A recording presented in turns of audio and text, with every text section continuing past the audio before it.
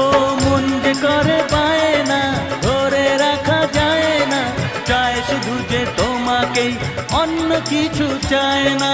জানাই তোমাকে তা দুটি চোখের ভাষা, এই তো ভালোবাসা।